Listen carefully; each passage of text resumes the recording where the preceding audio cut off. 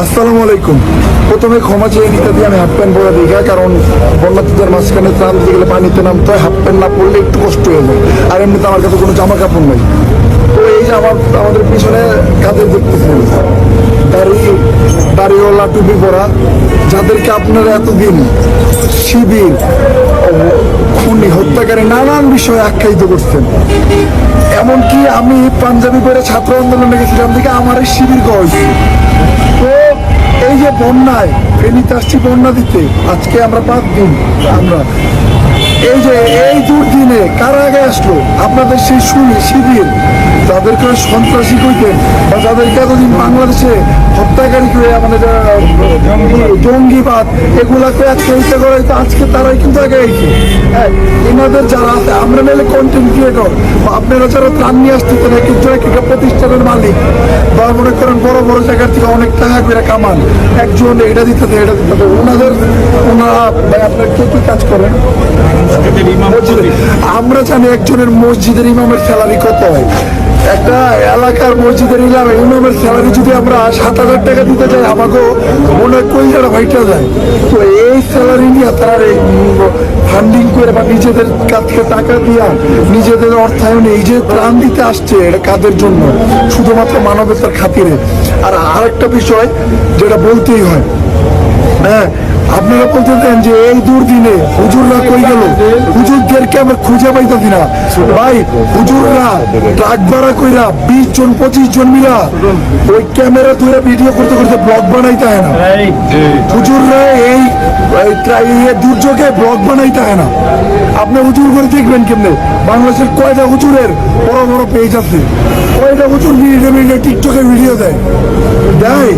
তাহলে হুজুর করে আপনি দেখবেন কোন দিকে? আমাকে জানেন কি লেগা? আমরা এই আপডেট দিই, নিউজ দিই, ভিডিও বানাই, এটা করি নানান কন্টেন্ট ক্রিয়েটর আয় দেখবেন কি তাদের পেজে 38টা 39টা 40টা ভিডিও হয়ে গেছে।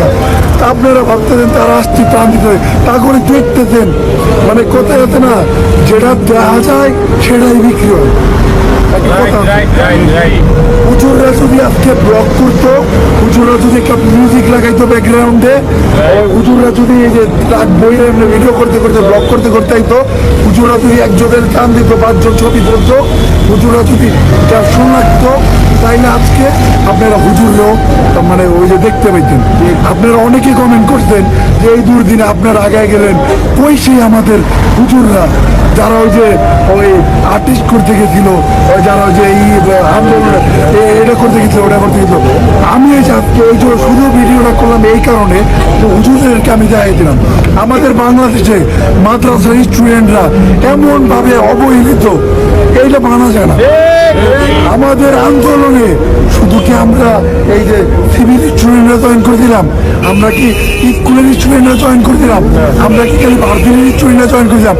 মাদ্রাসার স্টুডেন্টদের অবদান কই গেল? কেউ বলছে একবার? কোন টিভি মিডিয়া প্রচার করতে পারেনি? আমি টিভি মিডিয়ার কথা বলুন, আমি নিজেই প্রচার করিনি। কারণ কি জানেন, ওই টাইমে আমরা করতে পারিনি। হ্যাঁ, তো আমি চাই যে আপনারা ওই যে যারা এই ধারণারা হুজুররা এই দিনে মানুষের পাশে নাই, তারা নিজের ধারণাটা ভাঙেন।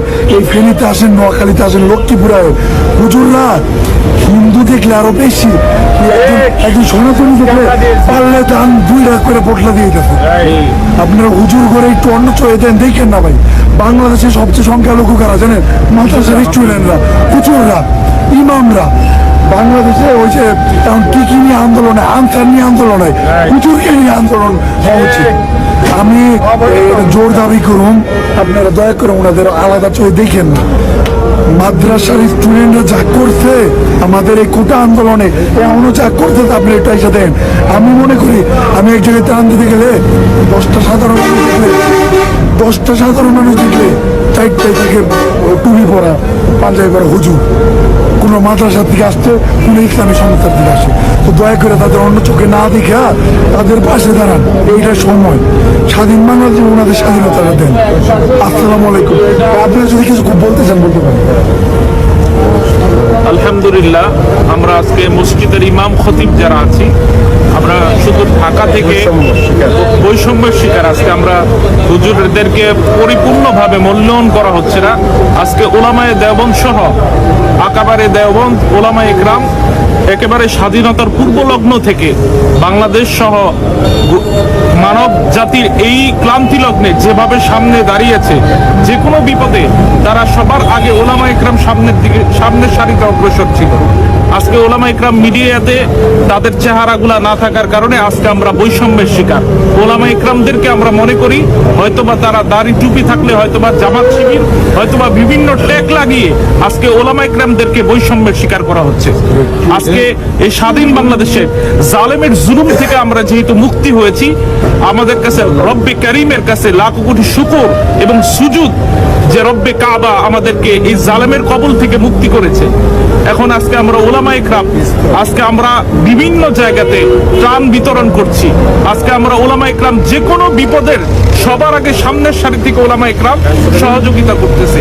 কিন্তু আজকে মিডিয়াতে আমাদের প্রচার না থাকার কারণে, মিডিয়াগুলো আমাদের সামনে না আসার কারণে আজকে আমরা বিভিন্নভাবে মানুষের কাছে মানুষের সঠিক দৃষ্টিতে আমরা আজকে পড়তেছি না। এজন্য প্রিয় ভাইয়েরা আমার, আপনারা সকলে আল মুসলিম ও আকুল মুসলিম, মুসলমান মুসলমানের ভাই, মুসলমান মুসলমানের ভাই। মুসলমানরা সব সময় যে কোনো মানবতার ধর্ম হচ্ছে ইসলাম, যে কোনো কাজে মুসলমানরা সবার আগে অগ্রসর ছিল। কিন্তু আজকে আমরা এই দাড়ি টুপি দেখে মানুষদেরকে, হুজুরকে দেখলেই মনে করি জঙ্গিবাদ, হুজুরদেরকে দেখলেই মনে করি আমরা মৌলবাদ।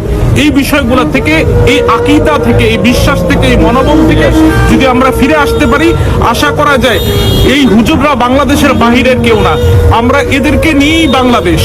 আমরা যে সমস্ত ওলামা ইকরাম একসাথে ঐক্যবদ্ধ হয়ে দেশের মানুষকে নিয়ে, জনগণকে সামনে নিয়ে একভাবে ঐক্যভাবে চলতে পারি, আমার এই সোনার বাংলাদেশ সুফলাভাবে, সুন্দরভাবে এক সোনার সত্যিকার অর্থে বাংলাদেশে রূপান্তরিত হবে।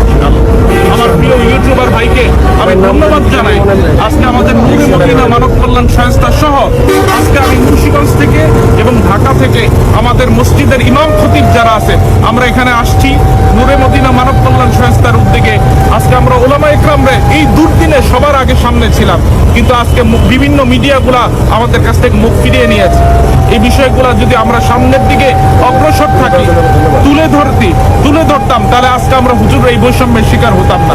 আমার এক প্রিয় ভাইরে আন্তরিকভাবে আমি মুবারকবাদ জানাই। তিনি আমাদেরকে সুদূর থেকে আমরাও আসছি, তারাও আসছি, কিন্তু আমাদেরকে ডেকে নিয়ে যেভাবে উনি আন্তরিকতার সাথে মহব্বতের সামনে আজকে মিডিয়ার সামনে তুলে ধরেছেন, এর জন্য আমার প্রিয় ভাইকে আমি অন্তঃস্থল থেকে মুবারকবাদ জানাচ্ছি।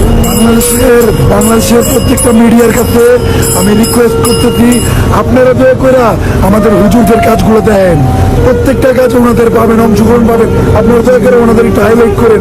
আর কন্টেন্ট ক্রিয়েটর যারা আছে, আমি সবাই কইতেছি, আপনারা তো এত মানুষের কাছে যান, দয়া করে আমাদের মাদ্রাসার থেকে যারা যায়, হুজুর যারা যায়, তাদেরকে একটু হাইলাইট করেন, এটা আমার রিকোয়েস্ট। আর আমি হাফেন করে আছি, বেদবি মাছ নেবেন, আমি আসলে কোনো আমরা সৎকার এই জন্য একটু আমরা রিকোয়েস্ট করলাম, আর সবাই একটু ক্ষমা দিচ্ছি।